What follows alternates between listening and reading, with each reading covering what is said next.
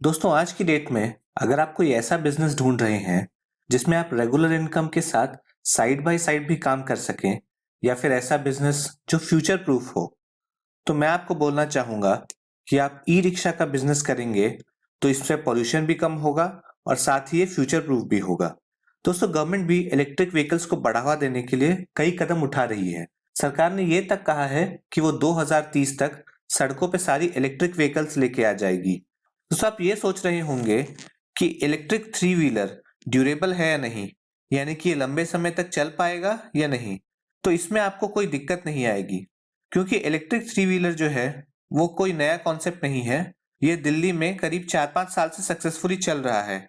अब ये धीरे धीरे छोटे शहरों में भी आपको दिखने मिल जाएगा। तो दोस्तों यदि आप इलेक्ट्रिक रिक्शा के बिजनेस में जाने से इसलिए कतरा रहे हैं कि उसकी ड्यूरेबिलिटी होगी या नहीं, वो लंबे समय तक चलेगा या नहीं, तो आप ये चिंता छोड़ सकते हैं, क्योंकि अब मार्केट में डेटा के अनुसार इलेक्ट्रिक व्हीकल्स अच्छे खासे लंबे समय तक चल रहे हैं।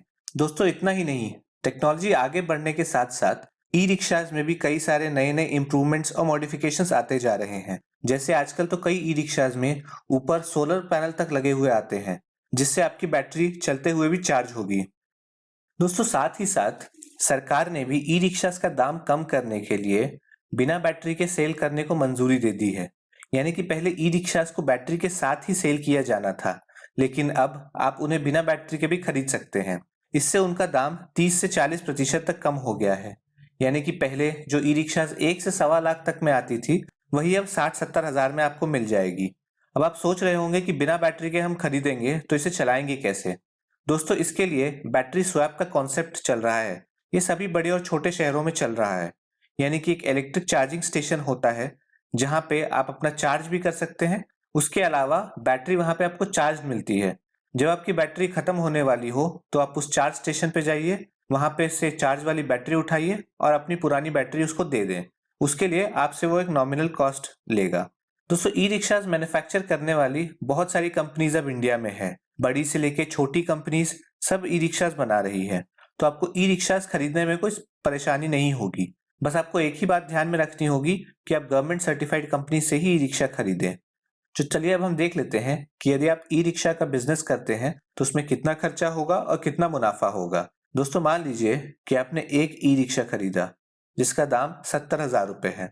अब एक बैटरी यानी कि एक फुल चार्ज में एक ई रिक्शा करीब 100 किलोमीटर तक चल सकता है। अब मानते हैं कि आपका ई रिक्शा 5 पैसेंजर्स लेके जा सकता है और आप हर पैसेंजर से 15 रुपए लेते हैं 5 किलोमीटर तक जाने के लिए।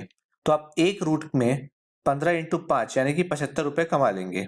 दोस्तों इसी प्रकार से आप दिन के 20 रूट्स कर सकते हैं, यानी कि आप दिन का 1500 रुपए कमा सकते हैं।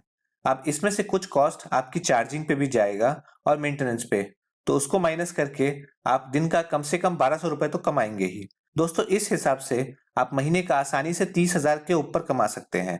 इसमें से यदि हम ड्राइवर का डेली खर्चा 300 से 500 रुपए भी माइनस करें तो भी इसमें आपका मुनाफा 15,000 से ऊपर का होगा।